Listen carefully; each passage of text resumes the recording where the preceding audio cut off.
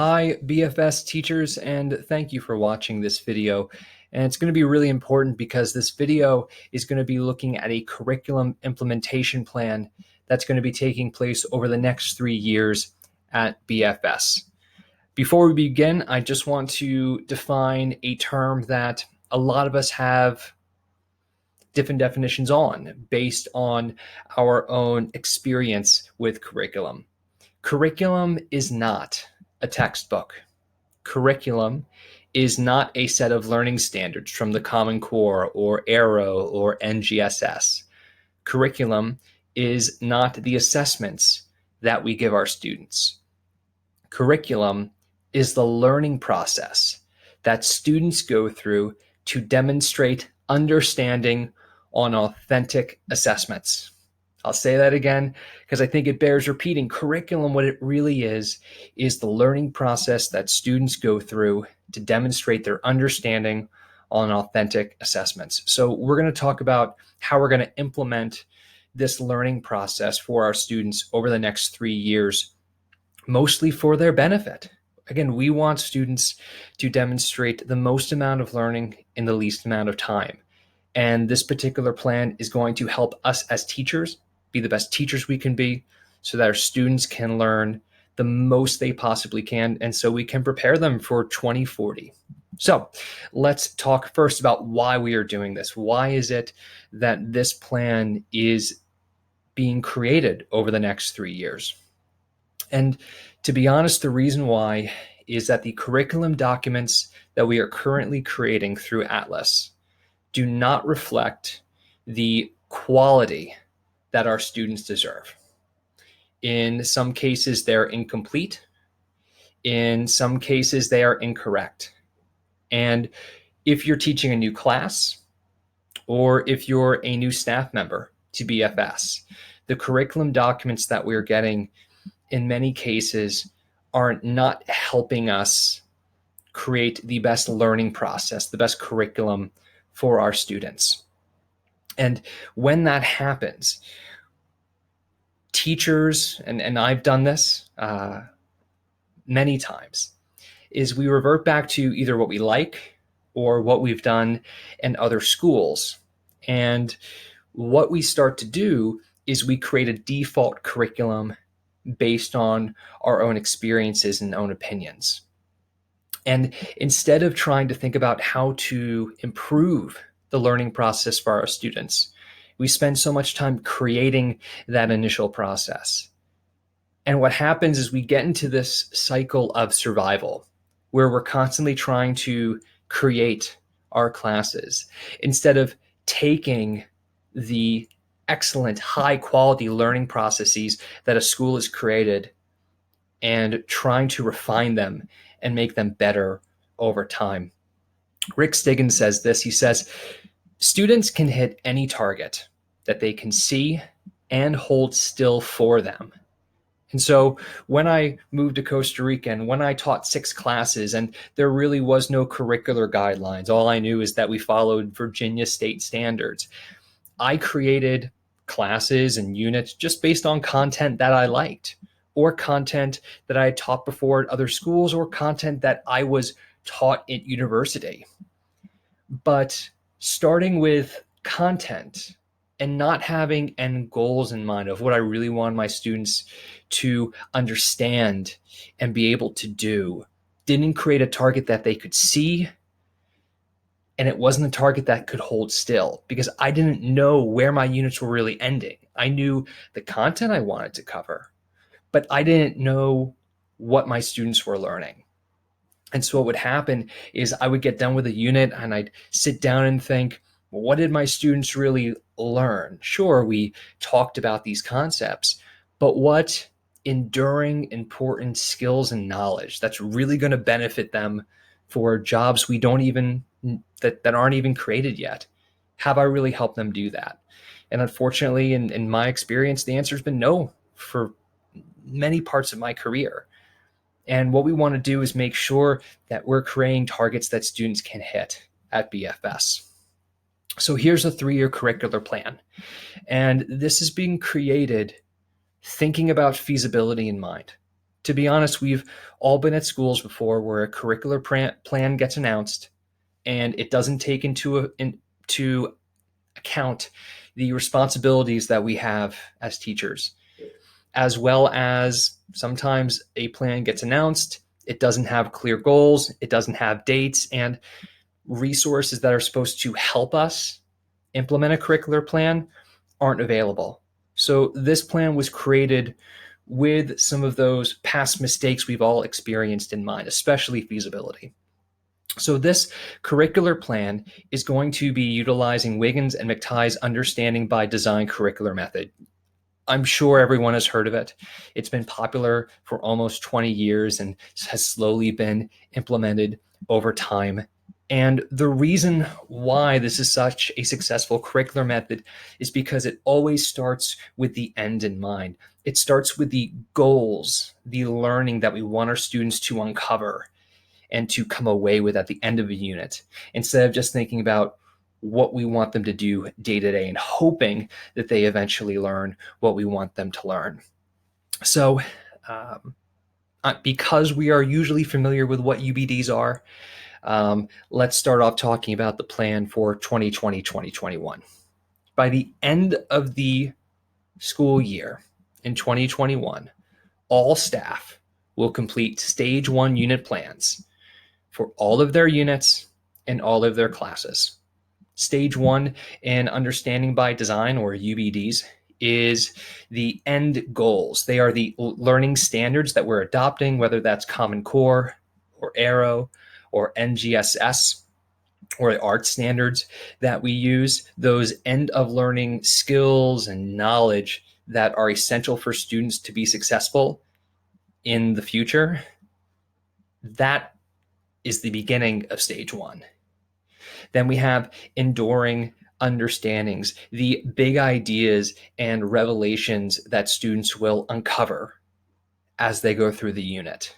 Essential questions, the inquiries that really have no clear answer, that continually get asked and re-asked, are in stage 1.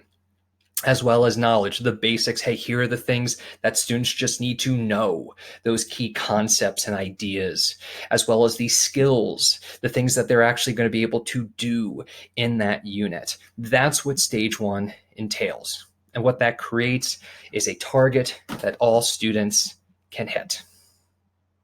Now, stage 1 UBDs are extremely important to BFS because they reflect the core mission of our school. Because we want to prepare students to enter top universities worldwide and become responsible, contributing citizens in a rapidly changing world. And we can't do that unless we create high quality standards, enduring understandings, and essential questions that will prepare students to be successful at top universities and become contributing citizens. So that's going to be the goal of 2020 and 2021. In the school year 2021-2022, all staff will design authentic performance tasks for semester 2 assessments. Now, when we say authentic, that means reflective of the real world. If you're teaching a history class, that assessment should be reflective of what historians actually do. If you're teaching a math class, that end of unit assessment should be reflective of what students in engineering or mathematics actually do. So what we want to make sure is something called transfer. We want to make sure that students are taking that knowledge and applying it in a new context. That's how you know someone has actually learned something. It's the difference between being able to repeat a recipe and actually being able to cook something with a recipe, using that recipe. Now, those assessments are also going to have proficiency or standards-based rubrics, and we're going to try and make sure that the language for students are not only student-friendly, but are as similar as possible so that students can be empowered to really become their own teachers and use those rubrics to assess themselves. We're also going to collect proficiency level exemplars so students know what success and different levels of success looks like on those assessments. And so that way students don't have to wonder how they're going to do on an assessment. They should know it because we've created that target for them to hit. In 2000, in the school year 2022-2023, we're going to again design those performance tasks with proficiency or standards-based rubrics and collect exemplars for all units in the first semester. And so what that's going to do in after 3 years is to create a consistent profile of graduates so that we can tell parents that if you enroll your child at our school, we can tell you what they are actually going to learn, the skills and knowledge that they are going to master, regardless of who's going to be teaching that class. Now, that doesn't mean that how those standards are taught is going to be the same. That is actually a big myth of UBDs. It's not a prescriptive formula on how to teach. It's more of a philosophy on how students learn. This is also going to be really valuable for teachers who are teaching new classes or are going to be new staff because they don't have to spend nearly the same amount of time creating curriculum for their classes. Instead, we can reflect on how to make that curriculum better. And by doing so, this gives us time for our school to thrive instead of just survive. But really, the important thing is this creates learning targets for our students to hit, something that can empower them to be their own teachers, to develop metacognition, and to create larger learning gains than we would have otherwise. Now, briefly, I just want to talk about some of the foundational concepts of understanding by design. Again, some of us may, or really all of us, probably know what understanding by design is from a basic level, but this is really just to create a common understanding for us at BFS of what we mean by understanding by design. Again, it is not a rigid program. It is not you have to teach these particular things in this many days and hit this many standards. It's not about that. It's about a perspective on how curriculum, the learning process that students go through, is developed. And so really this is just having a common outlook and philosophy on how students should learn. A primary goal of understanding by design is creating something called understanding. And that term is the ability to make meaning of learning, to internalize that, and to transfer that learning to a new context. Understanding by design takes standards that our school has already adopted, which reflect the mission that our school already has, and it connects them to worthy achievement, to assessments that actually not only challenge students on their mastery of learning standards, but also reflects real life assessments that students would have if they pursued that content in their careers. And in understanding by design, understanding is revealed when students can autonomously make sense of and transfer their learning through that authentic performance. Again, it's the difference between I can tell you how to make a cake and I can actually do it.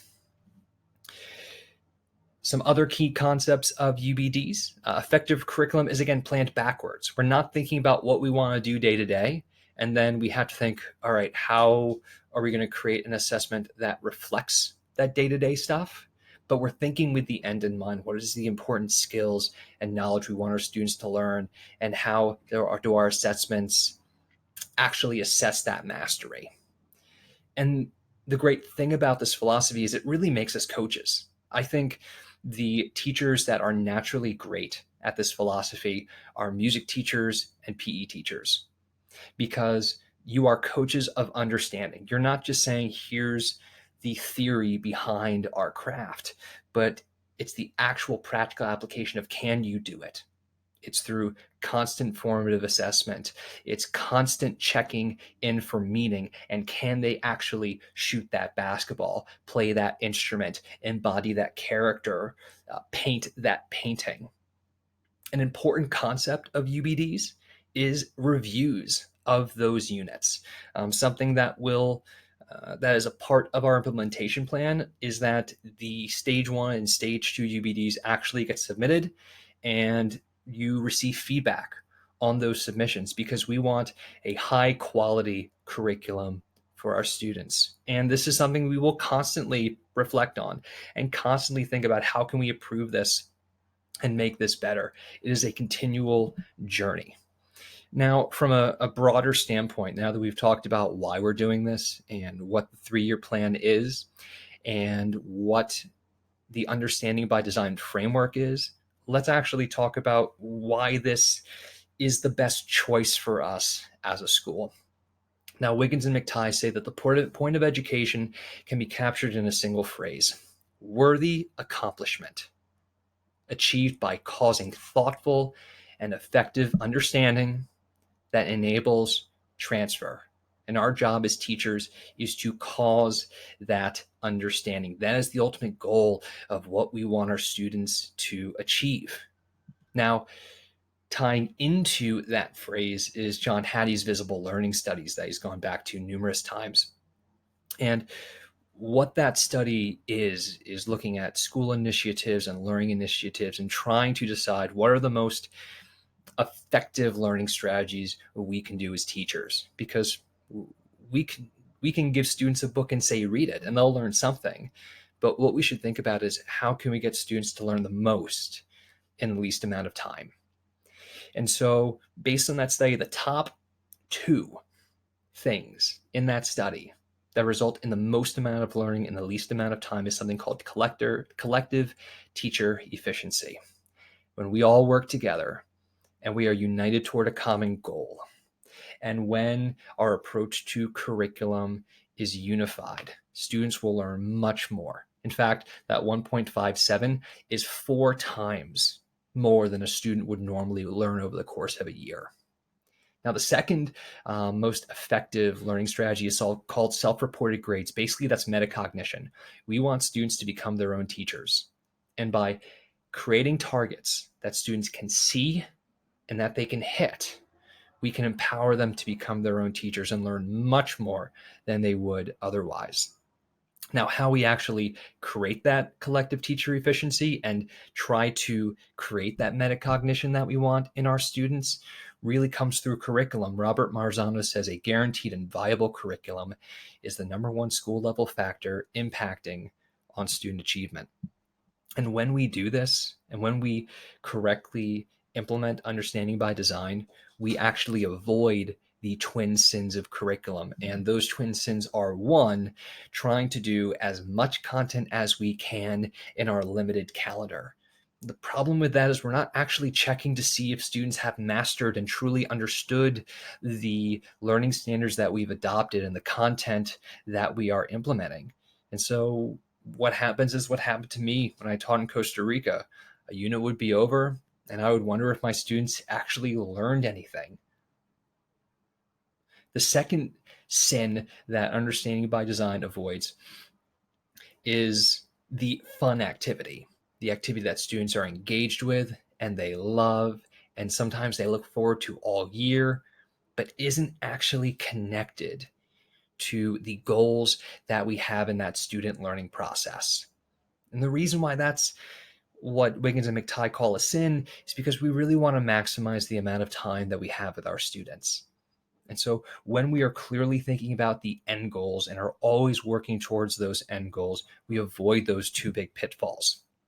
So to conclude this video, I want to talk about specific dates within the school year. Because to be honest, it's not enough just to say, hey, here's the goal we're going to have this year, without specific dates that we can follow. Now, I will let you know there are going to be a lot more resources to help us implement this, because our first quarter is really orientated toward making sure we are all experts on how to create stage 1 UBDs. And there are a few ways that we're going to do that. There are going to be a multitude of resources that I'm going to create in a video format that walk you through how to do stage 1 UBDs to the expectation of BFS. If the calendar permits, we will have meetings with staff members because some of us already know how to do this at a really high level where we can all meet together and help each other achieve this. I am also available if you want to sit down one on one and go through this process. If you think stage one is great and you actually want to start on stage two this year, absolutely come talk to me. Let's sit, let's go through that. As many opportunities as we have to make sure we are experts in doing this, that's what quarter one's all about. Because at the end of quarter one, all teachers will submit stage one UEDs for the first quarter two units in all of their classes. Now, if you are starting a unit, let's say it starts in late September and will finish through quarter two, you don't need to submit that stage one UBD yet. But the first units that take place in quarter two, stage one needs to be submitted before the unit starts. I'm going to be reviewing those and submitting feedback. Anything that isn't meeting the quality that BFS wants, we're just going to alter that and make sure that's good to go. And then throughout quarter two, three, and four, before a new unit has begun, stage one needs to be submitted. Now, also in quarter four, we're going to have a school level meeting. High school and middle school will meet in the actual subject level departments. Then lower elementary and upper elementary are going to meet. And what we're going to do is just make sure that we have vertical alignment and scaffolding to make sure that between second and third grade that we have a appropriate level of rigor between common standards. And I will just say this because one of the justified criticisms of Common Core standards by elementary teachers is the verb language used in the different grades. So what I would actually recommend is that elementary teachers should go to the anchor standards in Common Core because those were actually created by the original creators. The changed verbiage ones that people typically see were not created by the original creators. So I would actually say to overcome that justified criticism, elementary teachers should focus on the anchor standards.